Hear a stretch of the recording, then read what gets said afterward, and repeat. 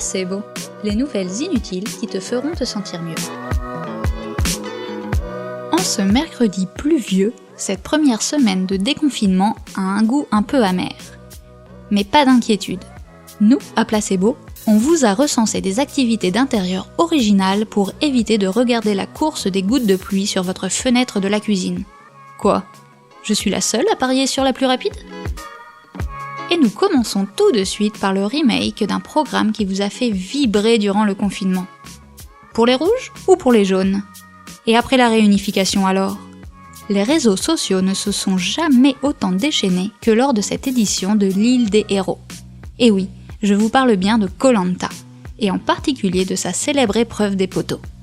Qui n'a pas eu mal pour les participants, espérant en silence que son favori tienne le plus longtemps, en souffrant pour lui sous le cagnard ?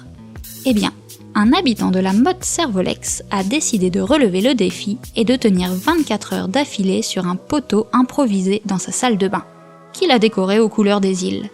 Le tout diffusé en live sur les réseaux sociaux, dans le but de donner une bouteille d'eau par like à la banque alimentaire. Et tel un athlète professionnel, il a pu faire un débrief à la fin de sa performance.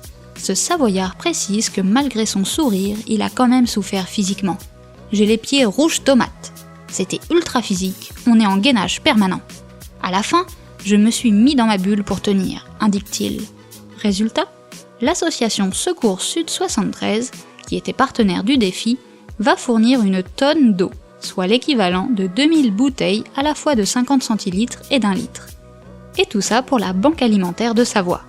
Alors, si vous aussi vous souhaitez allier bonne action et dépenses physiques, c'est peut-être le moment de s'inspirer d'une autre émission de télé-réalité. Les anges, peut-être ? Et nous restons en Savoie pour la deuxième activité. Alors qu'une ancienne directrice d'école avait l'habitude de s'adonner à de longues randonnées en montagne, le confinement a un peu bousculé son programme. Loin de se décourager et de passer le temps vissé sur le canapé, un paquet de chips à la main, la retraitée s'est mise en tête de gravir des sommets. Littéralement. Et pour lier l'utile à l'agréable, elle décide de donner ses enjambées à l'application Walk United, qui convertit les pas en dons aux associations. 500 pas correspondent à 5 centimes d'euros. Pour respecter le confinement, il n'y avait que les escaliers de la maison à monter. Au début, je m'étais fixé 200 mètres de dénivelé par jour, ce qui correspond à 75 étages et 1050 marches, confie la randonneuse. En faisant le total de dénivelé réalisé, elle constate qu'elle a presque égalé l'altitude du Mont Blanc, 4810 mètres tout de même. Son but est alors d'atteindre le toit du monde, l'Everest. La voilà au sommet du Kilimandjaro le 30 avril, avec 5895 mètres atteints.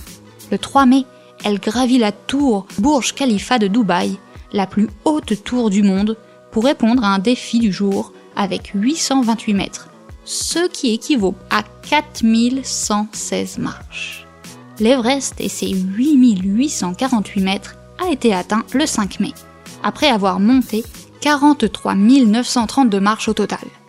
Et toutes ces marches se sont converties par l'application Walk United en dons en soutien aux actions de la Fondation pour la recherche médicale. Vous culpabilisez d'avoir binge-watché toutes les séries Netflix durant tout ce temps ? Faut pas, j'ai fait pareil. Et nous, on n'est pas à la retraite, alors ça ne compte pas. Et toujours pour faire passer plus vite les longues journées de pluie, une quarantaine de gamers a recréé intégralement en un week-end le village médiéval de Turenne sur le jeu vidéo Minecraft. Cette reproduction fait partie d'un projet titanesque de réplique virtuelle du monde entier, lancé il y a 2 mois par des joueurs américains. L'équipe française, surnommée Build the Earth France, a déjà réuni plus de 600 personnes. Alors, si vous voulez que votre patelin intègre cette reproduction virtuelle de notre belle planète, n'hésitez pas à rejoindre l'équipe, et je vous promets que vous ne verrez plus le temps passer.